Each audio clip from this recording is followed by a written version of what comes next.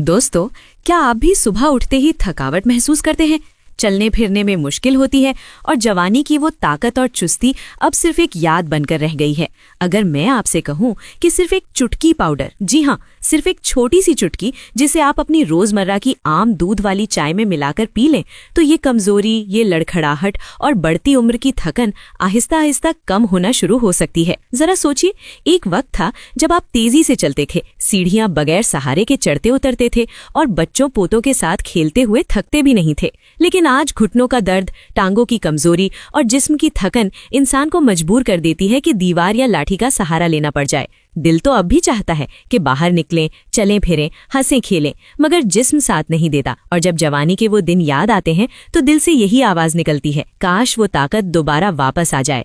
आज की वीडियो में मैं आपको एक ऐसा आसान और कुदरती घरेलू तरीका बताने वाली हूँ जिसमें सिर्फ एक चुटकी पाउडर रोजाना इस्तेमाल करने से जिस्म को ताकत मिल सकती है, कमजोरी कम हो सकती है और जोड़ों की तकलीफ में भी आराम आ सकता है। ये कोई जादू नहीं, बल्कि अल्लाह की दी हुई कुदरती चीजों से बना एक सादा सा नुस्खा है जिसे आप घर में आसानी से तैयार कर सकते हैं।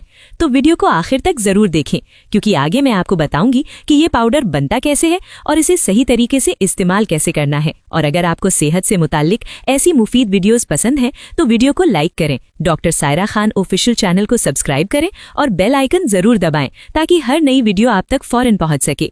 सबसे पहले एक अहम बात जहन में रखें, ये तरीका सिर्फ बूढ़े लोगों के लिए नहीं है। हर उम्र का इंसान इसे इस्तेमाल कर सकता है, चाहे 10 साल से ऊपर का बच्चा हो, नौजवान हो या उम्र रसीदा। आजकल तो नौजवान भी बहुत जल्दी थक जाते हैं, हड्डियों में ग्रीस कम होने लगती है, घुटनों में अकड़न आ जाती है और नीचे झुकते वक्त चटाक जैसी आवाज सुनाई देती है। पूरा दिन जिस्म में कमजोरी और सुस्ती महसूस होती है।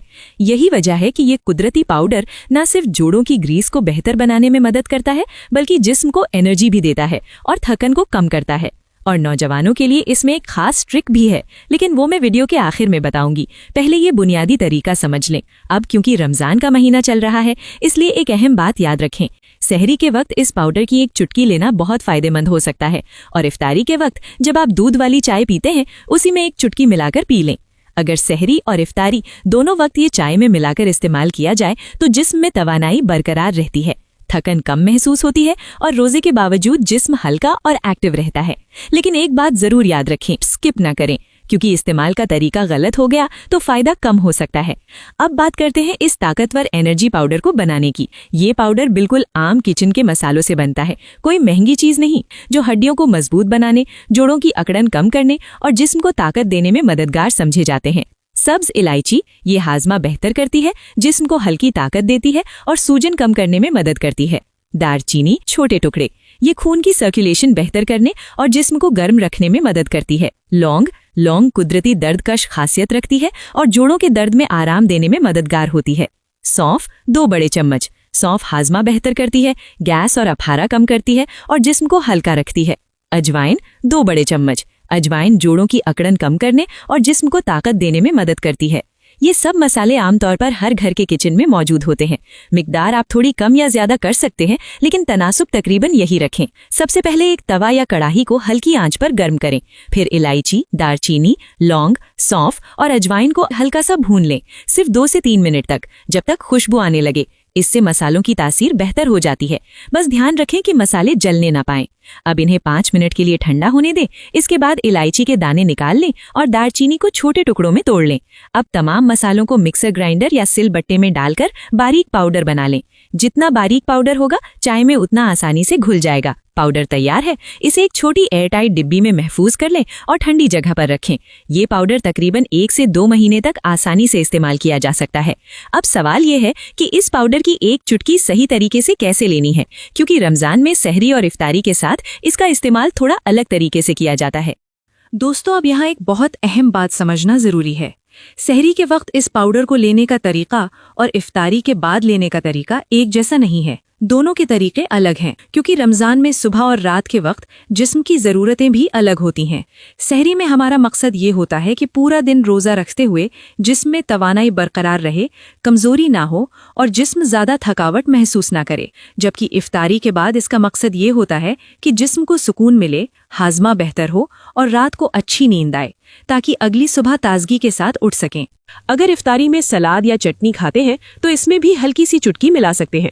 इससे खाने का जायका भी बेहतर होता है और हाजमा भी बेहतर रहता है। बाज घरों में इफ्तारी में समोसे, पकौड़े या दीगर तली हुई चीजें भी होती हैं। अगर ऐसी चीजें खाई जाएं तो एक छोटी चुटकी पाउडर चटनी में मिलाकर खा सकते हैं। इसीलिए दोनों वक्तों का तरीका थोड़ा अलग रखा गया है। अगर दोनों को एक ही तरीके से इस्तेमाल किया जाए तो फायदा कम हो सकता है, इसलिए तरीका अच्छी तरह समझ लेना बहुत जरूरी है। अब सबसे पहले बात करते हैं सहरी के तरीके की। सहरी का वक्त जिस्म के लिए बहुत कीमती होता है, क्योंकि यही खाना पूरा दिन जिस्म को ताकत फराहम करता है। इस वक्त ऐसी चीज लेना बेहतर होता है जो आहिस्ता आहिस्ता जिस्म में जब्त हो और दिन भर तवानाई बरकरार रखे। सहरी के वक्त सिर्फ एक छोटी चुटकी लेना काफी होती है। ये तकरीबन चौथाई चाय का चम्मच के बराबर होती है। ज्यादा मिकदार लेने की जरूरत नहीं होती, क्योंकि सहरी में ज्यादा गरम मसाले लेने से प्यास बढ़ सकती है। आप अपनी रोजमर्रा वाली आम दूध वाली चाय ही बनाएं। पानी में चाय की पत्ती डालें। अगर चाहें तो 1 या 2 दाने इलायची भी डाल सकते हैं। फिर इसमें दूध और चीनी अपनी पसंद के मुताबिक शामिल करें और चाय को अच्छी तरह उबाल लें। जब चाय तैयार हो जाए, जब चाय गर्म हो लेकिन बहुत ज्यादा जलती हुई ना हो, तो इसमें पाउडर की एक छोटी चुटकी डाल लें। फिर चम्मच से अच्छी तरह हिलाएं ताकि पाउडर चाय में मिक्स हो जाए। अगर थोड़ा सा पाउडर नीचे रह जाए तो कोई मसला नहीं। चाय को जल्दी जल्दी पीने की बजाय आहिस्ता आहिस्ता घूंट लेकर पिएं। इस तरह जिस्म इसे बेहतर तरीके से जब्त करता है। चाय खत्म करने के बाद तकरीबन 5 मिनट तक कुछ न खाएं, ताकि ये अच्छी तरह जिस्म में जब्त हो सके। इस तरीके से जिस्म को आहिस्ता आहिस्ता ताकत मिलती रहती है और रोजे के दौरान कमजोरी कम महसूस होती है। अब बात करते हैं इफ्तारी के बाद के तरीके की। इफ्तारी के बाद तरावी पढ़कर वापस आते हैं तो उस वक्त जिस्म थका हुआ होता है और उसे सुकून की जरूरत होती है। इस वक्त इस पाउडर को थोड़े अलग तरीके से लेना बेहतर रहता है। इफ्तारी के बाद एक नॉर्मल चुटकी जा सकती है। ये तकरीबन आधा चाय का चम्मच के बराबर होती है। ये मिकदार सहरी से थोड़ी ज्यादा होती है, क्योंकि रात के वक्त जिस्म आराम और बहाली के मरहले में होता है। इस वक्त हल्की दूध वाली चाय बनाना बेहतर रहता है। चाय में दूध थोड़ा ज्यादा और पत्ती थोड़ी कम रखें, ताकि चाय ज्यादा भारी ना हो। चाय बनने के बाद इसे 2 से 3 मिनट के लिए थोड़ा ठंडा होने दें। पाउडर शामिल करने का तरीका। चाय कप में डालने के बाद इसमें 1 चुटकी पाउडर शामिल करें। फिर कप को हल्का सा हिलाएं ताकि पाउडर मिक्स हो जाए। चाय को आराम से बैठकर पिएं। अगर कप के नीचे थोड़ा सा पाउडर रह जाए तो आखिरी घूंट के साथ उसे भी पी लें। चाय पीने के बाद तकरीबन 10 से 15 मिनट तक कुछ न खाएं और फिर आराम के लिए सोने की तैयारी करें। अगर ये तरीका कुछ दिन बाकायदा इस्तेमाल किया जाए तो अक्सर लोग ये तब्दीलियां महसूस करते हैं। जिस्म में कम थकन, रोजे के दौरान ज्यादा ताकत, घुटनों की अकड़न में कमी, चलने फिरने में आसानी और रात को बेहतर नींद। एक अहम बात, शुरू के कुछ दिन जिस्म को थोड़ी गर्मी महसूस हो सकती है या हाजमा थोड़ा तेज हो सकता है। ये आम बात है, क्योंकि जिस्म नए मसालों के साथ एडजस्ट हो रहा होता है। अगर किसी को लौंग या दालचीनी से एलर्जी हो तो पहले बहुत कम मिकदार से शुरू करना बेहतर है। दोस्तों, एक अहम बात याद रखें, ये पाउडर सिर्फ चाय के साथ ही इस्तेमाल नहीं होता। क्योंकि ये कुदरती मसालों से बना है, इसलिए इसे खानों और मशरूबात के साथ भी लिया जा सकता है। लेकिन कब लेना है, कितनी मिकदार लेनी है और किस चीज के साथ लेना है, ये समझना बहुत जरूरी है। अगर मिकदार ज्यादा हो जाए या गलत तरीके से इस्तेमाल किया जाए तो फायदा कम भी हो सकता है। इसीलिए अब मैं आपको तफसील से बताऊंगी कि रमजान में और रमजान के बाद इसे कैसे इस्तेमाल करना बेहतर रहता है। इफ्तारी का वक्त जिस्म के लिए बहुत खास होता है। पूरा दिन रोजा रखने के बाद जिस्म ग़िज़ायत को तेजी से जब्त करता है। इसी वजह से अगर उस वक्त सही तरीके से ये पाउडर लिया जाए तो इसका असर ज्यादा बेहतर महसूस हो सकता है। इफ्तारी खजूर से शुरू की जाती है, जो सुन्नत भी है और जिस्म को फौरन ताकत भी देती है। आप 1 से 3 खजूरें खाते वक्त एक छोटी चुटकी पाउडर भी ले सकते हैं। खजूर की कुदरती मिठास और इस पाउडर के मसाले मिलकर जिस्म को फौरन ताकत देते हैं और रोजे की थकन कम महसूस होती है। कई लोगों ने बताया कि इस तरीके से इफ्तारी के कुछ ही देर बाद जिस्म में हल्कापन और ताकत महसूस होती है। अगर इफ्तारी में दही, लस्सी या छाछ शामिल हो तो इसमें एक नॉर्मल चुटकी पाउडर मिलाकर पी सकते हैं। इसे अच्छी तरह चम्मच से हिलाएं ताकि पाउडर दही में मुकम्मल मिक्स हो जाए। दही की ठंडक और इस पाउडर की हल्की गर्म तासीर मिलकर जिस्म में तवाजुन पैदा करती है। ये तरीका खास तौर पर उन लोगों के लिए मुफीद समझा जाता है जिन्हें इफ्तारी के बाद गैस, अफारा या हाजमे की शिकायत होती है। अगर इफ्तारी में सलाद या चटनी खाते हैं तो इसमें भी हल्की सी चुटकी मिला सकते हैं। इससे खाने का जायका भी बेहतर होता है और हाजमा भी बेहतर रहता है। बाज घरों में इफ्तारी में समोसे, पकौड़े या दीगर तली हुई चीजें भी होती हैं।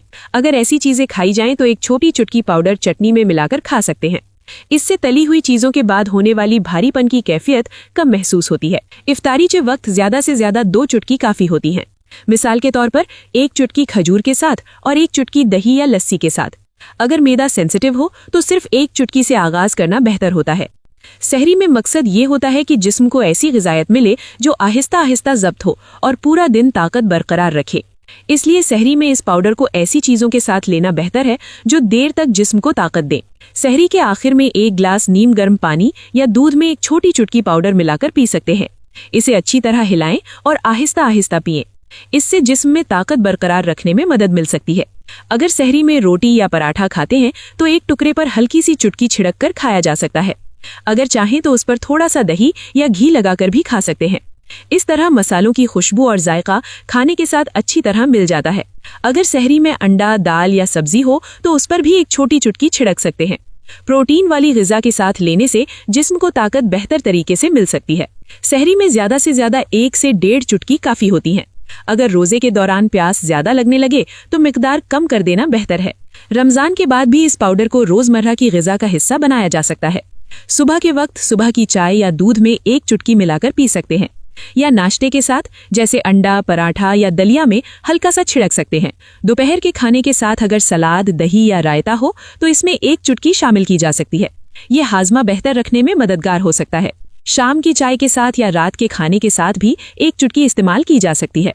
अगर सोने से पहले दूध पीते हैं तो आधी चुटकी दूध में मिलाकर लेना भी फायदेमंद समझा जाता है। आम दिनों में रोजाना 2 से 3 चुटकी काफी होती हैं। 50 साल से ज्यादा उम्र के अफराद ज्यादा से ज्यादा 3 से 4 चुटकी तक ले सकते हैं, जबकि नौजवानों के लिए 1 से 2 चुटकी काफी होती है। जो लोग इसे बाकायदा इस्तेमाल करते हैं वो आमतौर पर कुछ दिनों में कुछ मुस्बत तब्दीलियां महसूस करते हैं, जैसे घुटनों की अकड़न में कमी, चलने फिरने में आसानी, जिस्म में कम थकन, हाजमा बेहतर होना और नींद का बेहतर होना। अगर इसे मुसलसल इस्तेमाल किया जाए तो कुछ हफ्तों में जिस्म में वाज़े फर्क महसूस हो सकता है। दोस्तों, ये पाउडर जिस्म को अंदर से ताकत देता है, लेकिन अगर इसके साथ थोड़ी सी रोजाना हरकत भी शामिल कर ली जाए तो फायदा कई गुना बढ़ जाता है। खास तौर पर बुजुर्ग अफराद के लिए जो घुटनों, कमर या कमजोरी की वजह से ज्यादा हरकत नहीं कर पाते, उनके लिए ये कुछ आसान एक्सरसाइज बहुत फायदेमंद हो सकती हैं। हर एक्सरसाइज सिर्फ कुछ मिनट लेती है, लेकिन बाकायदा करने से जिस्म में वाज़े फर्क महसूस हो सकता है। एक्सरसाइज नंबर 1, कुर्सी पर बैठकर टांगों की हल्की वॉक। कुर्सी पर सीधे बैठ जाएं और पीठ सीधी रखें। अब दाहिनी टांग को घुटने से मोड़कर आहिस्ता आहिस्ता जमीन से थोड़ा ऊपर उठाएं। 2 से 3 सेकंड रोकें, फिर वापस नीचे रख दें। इसी तरह बाईं टांग के साथ भी यही करें। यूं एक के बाद एक टांग उठाते जाएं, जैसे बैठे बैठे वॉक कर रहे हों। शुरू में हर टांग से 10 से 15 बार करें, फिर आहिस्ता आहिस्ता 30 तक बढ़ा सकते हैं। ये एक्सरसाइज घुटनों की हरकत बेहतर बनाती है, खून की सर्कुलेशन बढ़ाती है और टांगों में ताकत पैदा करती है। एक्सरसाइज नंबर 2, कुर्सी पर बैठकर हाथ उठाना। कुर्सी पर सीधे बैठ जाएं, दोनों हाथ सामने सीधे करें और आहिस्ता आहिस्ता ऊपर उठाएं, यहां तक कि सर के ऊपर पहुंच जाएं। 2 से 3 सेकंड रोकें और फिर आहिस्ता आहिस्ता नीचे ले आएं।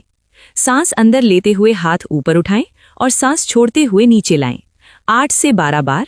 दरमियान में थोड़ा आराम ले सकते हैं। इससे कंधों और कमर की सख्ती कम होती है और ऊपरी जिस्म में खून की सर्कुलेशन बेहतर होती है। एक्सरसाइज नंबर 3, गर्दन और कंधों की हल्की घुमाव। कुर्सी पर सीधे बैठ जाएं, आहिस्ता आहिस्ता सर को दाहिनी तरफ झुकाएं, कुछ सेकंड रोकें, फिर बाईं तरफ करें, फिर सर को आहिस्ता आगे और पीछे की तरफ हरकत दें। इसके बाद कंधों को ऊपर उठाएं और आहिस्ता नीचे करें, फिर कंधों को आगे और पीछे की तरफ घुमाएं। इससे गर्दन और कंधों की अकड़न कम होती है और सर दर्द में भी आराम मिल सकता है। एक्सरसाइज नंबर 4, एड़ी और पंजों की हरकत। ये एक्सरसाइज खास तौर पर टांगों और पिंडलियों के लिए बहुत मुफीद है। कुर्सी पर सीधे बैठ जाएं और दोनों पांव जमीन पर रखें। अब आहिस्ता आहिस्ता अपने पंजे जमीन से ऊपर उठाएं, जबकि एड़ियां जमीन पर ही रहने दें। 2 सेकंड रोकें और फिर पंजे नीचे रख दें। अब इसके उल्टे करें, एड़ियां ऊपर उठाएं और पंजे जमीन पर रखें। 15 से 20 बार दोहराएं। इससे टांगों में खून की सर्कुलेशन बेहतर होती है, सूजन कम होती है और चलने में आसानी महसूस होती है। एक्सरसाइज नंबर 5, खड़े होकर दीवार के साथ हल्की वॉक। अगर कोई बुजुर्ग थोड़ा खड़े हो सकते हो तो ये बहुत मुफीद एक्सरसाइज है। दीवार के पास खड़े हो जाएं और हाथ दीवार पर हल्के से रखें। अब आहिस्ता आहिस्ता 1 कदम आगे और 1 कदम पीछे रखें, जैसे जगह पर हल्की वॉक कर रहे हों। रफ्तार बहुत आहिस्ता रखें और सांस नॉर्मल रखें। तकरीबन 1 से 2 मिनट तक करें। ये टांगों के पेशियों को मजबूत बनाती है और तवाजुन बेहतर करती है। ये तमाम एक्सरसाइज रोजाना सिर्फ 5 से 10 मिनट करें तो काफी हैं। आप इन्हें सहरी के बाद या इफ्तारी के बाद कर सकते हैं।